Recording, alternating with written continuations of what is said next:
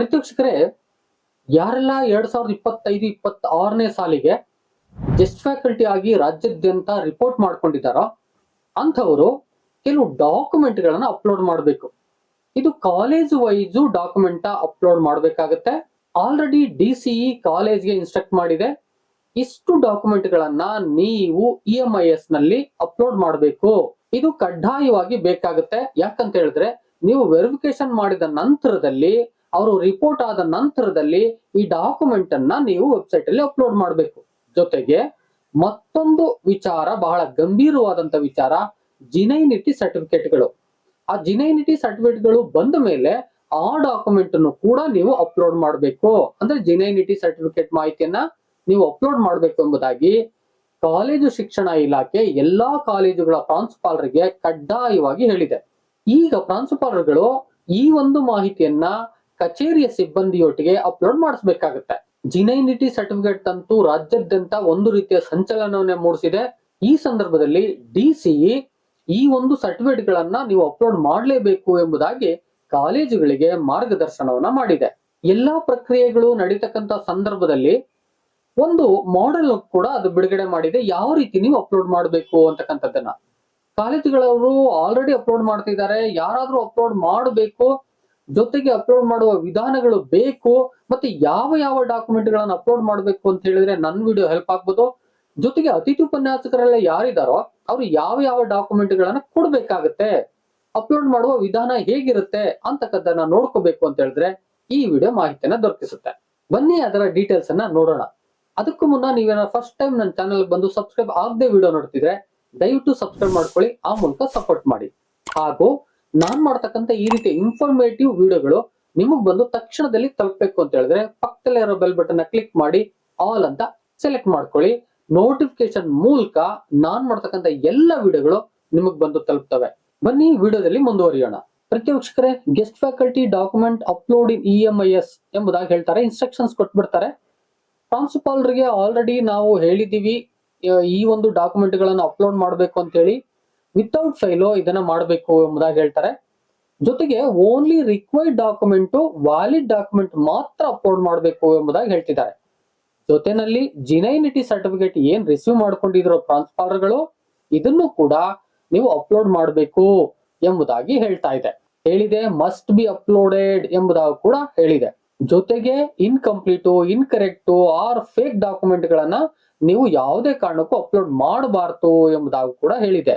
ಹಾಗೂ ಈ ಏನೆಲ್ಲ ಡಾಕ್ಯುಮೆಂಟ್ ವೆರಿಫಿಕೇಶನ್ ಆಗಿದೆಯೋ ಇದಕ್ಕೆ ಸಂಬಂಧಪಟ್ಟಂತ ರೆಸ್ಪಾನ್ಸಿಬಿಲಿಟಿ ಆ ಕಾಲೇಜಿನ ಪ್ರಾಂಶುಪಾಲರುಗಳೇ ಆಗಿರ್ತಾರೆ.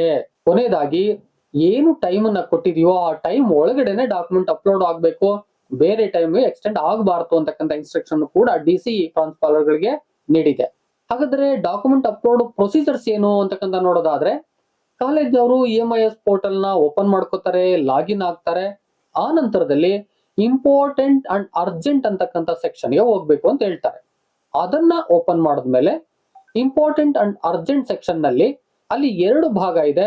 Upload all required document for selected guest faculty ಒಂದಿದೆ, upload genuine certificate for selected guest faculty ಅಂತ ಒಂದಿದೆ. ಎರಡು ಕೂಡ ನೀವು ಅಂತಾನೆ ಶೋ ಆಗ್ತಾ ಇರುತ್ತೆ. ಇದರಲ್ಲಿ ಒಂದೊಂದನ್ನ ಕ್ಲಿಕ್ ಮಾಡಿಕೊಂಡು ಕಾಲೇಜ್ ಅವನವರು ಆಯಾ ಡಾಕ್ಯುಮೆಂಟ್ ಅನ್ನು ಅಪ್ಲೋಡ್ ಮಾಡಬೇಕಾಗುತ್ತೆ. ಮೊದಲನೇದಾಗಿ selected guest faculty required document ಯಾವ್ಯಾವು ಅಂತಕ್ಕಂಥದ್ದನ್ನ ಅವ್ರು ಏನಾದ್ರು ಕ್ಲಿಕ್ ಮಾಡಿದ್ರೆ ಅದರಲ್ಲಿ ಅಪ್ಲೋಡ್ ಮಾಡಬೇಕಾದವು ಯಾವ್ಯಾವು, ಹೇಗ್ ಶೋ ಆಗುತ್ತೆ ಅಂತಕ್ಕಂಥ ನೋಡೋದಾದ್ರೆ, ಅದನ್ನ ಕ್ಲಿಕ್ ಮಾಡಿದ ತಕ್ಷಣದಲ್ಲಿ ಅಪ್ಲಿಕೇಶನ್ ID ಬರುತ್ತೆ, ನೇಮ್ ಬರುತ್ತೆ, ಸಬ್ಜೆಕ್ಟ್ ಬರುತ್ತೆ. ಅದ್ರ ಮುಂಭಾಗದಲ್ಲಿ ಅಪ್ಲೋಡ್ ಡಾಕ್ಯುಮೆಂಟ್ ಅಂತ ಬರುತ್ತೆ, ವ್ಯೂ ಡಾಕ್ಯುಮೆಂಟ್ ಅಂತ ಬರುತ್ತೆ. ಅಪ್ಲೋಡ್ ಡಾಕ್ಯುಮೆಂಟ್ ಮೇಲೆ ಕ್ಲಿಕ್ ಮಾಡಿದ್ರೆ ಆ ಒಂದು ಕ್ಯಾಂಡಿಡೇಟ್ ಯಾರಿರ್ತಾರೋ, ಅಂದ್ರೆ ಅತಿಥಿ ಉಪನ್ಯಾಸಕರು ಯಾರಿರ್ತಾರೋ ಅವರ ಡಾಕ್ಯುಮೆಂಟ್ ಗಳನ್ನ ಅಪ್ಲೋಡ್ ಮಾಡ್ಬೇಕಾಗತ್ತೆ. ಯಾವ್ಯಾವನ್ನ ಅಪ್ಲೋಡ್ ಮಾಡ್ಬೇಕಾಗತ್ತೆ ಮುಂದೆ ನೋಡೋಣ ಬನ್ನಿ. Kindly upload all required documents ಅನ್ನೋ ಕಡೆ ಆಧಾರ್ ಕಾರ್ಡ್ ಅನ್ನ ಅಪ್ಲೋಡ್ ಮಾಡ್ಬೇಕಾಗತ್ತೆ, SLC ಮಾರ್ಕ್ಸ್ ಕಾರ್ಡ್ ಅನ್ನ ಅಪ್ಲೋಡ್ ಮಾಡಬೇಕು, PG ಸರ್ಟಿಫಿಕೇಟ್ ಅನ್ನ ಅಪ್ಲೋಡ್ ಮಾಡಬೇಕು, ಸರ್ವಿಸ್ ಸರ್ಟಿಫಿಕೇಟ್ ಅನ್ನ ಅಪ್ಲೋಡ್ ಮಾಡಬೇಕು. ಆ ನಂತರದಲ್ಲಿ NET or SLET or KSET certificate ಗಳನ್ನ ಅಪ್ಲೋಡ್ ಮಾಡ್ಬೇಕಾಗತ್ತೆ. ಇನ್ನು PhD ಸರ್ಟಿಫಿಕೇಟ್ ನ ಅಪ್ಲೋಡ್ ಮಾಡಬೇಕು, MPhil ಸರ್ಟಿಫಿಕೇಟ್ ಅಪ್ಲೋಡ್ ಮಾಡಬೇಕು, ಫಿಸಿಕಲಿ ಹ್ಯಾಂಡಿಕ್ಯಾಪ್ಡ್ ಸರ್ಟಿಫಿಕೇಟ್ ಅಪ್ಲೋಡ್ ಮಾಡಬೇಕು, ಕಲ್ಯಾಣ ಕರ್ನಾಟಕ ಸರ್ಟಿಫಿಕೇಟ್ ರಿಸರ್ವೇಶನ್ ಅಲ್ಲಿ ಅಪ್ಲೋಡ್ ಮಾಡಬೇಕು. ಇದಿಷ್ಟು ಯಾರ್ಯಾರಿಗೆ ಯಾವ್ಯಾವ ಡಾಕ್ಯುಮೆಂಟ್ ಅಪ್ಲೋಡ್ ಮಾಡ್ಬೇಕಾಗತ್ತೋ ಅಷ್ಟು ಡಾಕ್ಯುಮೆಂಟ್ ನ ಅಪ್ಲೋಡ್ ಮಾಡಬೇಕು. ಯಾರ್ಯಾರಿಗೆ ಇವು ಸಂಬಂಧ ಪಡಲ್ವೋ ಅವನ್ನ ಅಪ್ಲೋಡ್ ಮಾಡೋ ಅವಶ್ಯಕತೆ ಇಲ್ಲ. ಆದ್ರೆ ಇಲ್ಲಿ ನಿಮ್ಗೆ ಡಾಕ್ಯುಮೆಂಟ್ ಏನಾದ್ರು ಒಂದಕ್ಕಿಂತ ಜಾಸ್ತಿ ಅಪ್ಲೋಡ್ ಮಾಡ್ಬೇಕು ಅಂತ ಹೇಳಿದ್ರೆ ನೀವು ಅವುಗಳನ್ನ ಮರ್ಜ್ ಮಾಡ್ಕೋಬೇಕು. ಬೇರೆ ಬೇರೆ ಅಪ್ಲೋಡ್ ಮಾಡೋಕೆ ಅವಕಾಶ ಇಲ್ಲ, ಮರ್ಜ್ ಮಾಡಬೇಕು. ನಿಮ್ಗೆ ಸರ್ವಿಸ್ ಸರ್ಟಿಫಿಕೇಟ್ ಒಂದು 4 ಕಡೆ ಮಾಡಿದಿರಿ, 4 ಇದೆ ಅಂತ ಹೇಳಿದ್ರೆ ಆ 4ನ್ನ ಒಂದೇ PDF ಫಾರ್ಮೆಟ್ ಅಲ್ಲಿ ಮಾಡ್ಕೊಂಡು ಅಪ್ಲೋಡ್ ಮಾಡಬೇಕು. ಈ ರೀತಿಯಾಗಿ ಒಂದಕ್ಕಿಂತ ಹೆಚ್ಚು ಡಾಕ್ಯುಮೆಂಟ್ಗಳು ನಿಮ್ಮಲ್ಲಿ ಇದ್ರೆ ಅವನ್ನ ಮರ್ಜ್ ಮಾಡಿ ಒಂದು PDF ಮಾಡಿ ಆ ನಂತರದಲ್ಲಿ ಅಪ್ಲೋಡ್ ಮಾಡ್ಬೇಕಾಗತ್ತೆ. ಅದು ಎಷ್ಟು KB ನಲ್ಲಿದೆ ಅದನ್ನ ಕರೆಕ್ಟ್ ಆಗಿ ನೀವು ತಿಳ್ಕೊಂಡು ಅಷ್ಟೇ KB ಆರ್ MB ತಿಳ್ಕೊಂಡು ಅಷ್ಟಕ್ಕೆ ಅದನ್ನ ಕಂಪ್ರೆಸ್ ಮಾಡ್ಕೊಂಡು ಅದೇ ಒಂದು MB ಫಾರ್ಮೆಟ್ ಅಲ್ಲಿ ನೀವು ಅಪ್ಲೋಡ್ ಮಾಡ್ಬೇಕಾಗತ್ತೆ. ಹೆಚ್ಚಿಗೆ ಆದ್ರೆ ತೆಗೆದುಕೊಳ್ಳಲ್ಲ.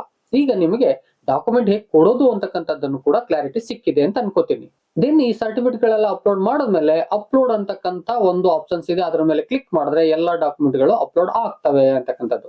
ನೀವು ಡಾಕ್ಯುಮೆಂಟ್ ಅಪ್ಲೋಡ್ ಆದಂತ ಸಂದರ್ಭದಲ್ಲಿ ನೀವು ನೋಡ್ಕೊಳ್ಳಿ, ಅಲ್ಲಿ ವ್ಯೂ ಆಪ್ಷನ್ಸ್ ಇರುತ್ತೆ, ಅಲ್ಲಿ ನೋಡ್ಕೊಳ್ಳಿ ನಾನು ಅಪ್ಲೋಡ್ ಮಾಡಿರೋ ಡಾಕ್ಯುಮೆಂಟ್ ಕರೆಕ್ಟ್ ಆಗಿದೆಯಾ ಅದನ್ನ ನೋಡ್ಕೊಳ್ಳಿ, ಕನ್ಫರ್ಮ್ ಮಾಡ್ಕೊಳ್ಳಿ. ಯಾಕಂತ ಹೇಳಿದ್ರೆ ಎಲ್ಲಾ ಡಾಕ್ಯುಮೆಂಟ್ DC ವೆರಿಫಿಕೇಶನ್ ಗೆ ಹೋಗ್ತಾ ಇದಾವೆ. ಇನ್ನು ಎರಡನೇದಾಗಿ ಜಿನೈನಿಟಿ ಸರ್ಟಿಫಿಕೇಟ್ ನ ಅಪ್ಲೋಡ್ ಮಾಡು ಅಂತಕ್ಕಂಥ ಪಾಯಿಂಟ್ ಮೇಲೆ ಕ್ಲಿಕ್ ಮಾಡಿದ್ರೆ ಈ ತರ ತೋರಿಸುತ್ತೆ.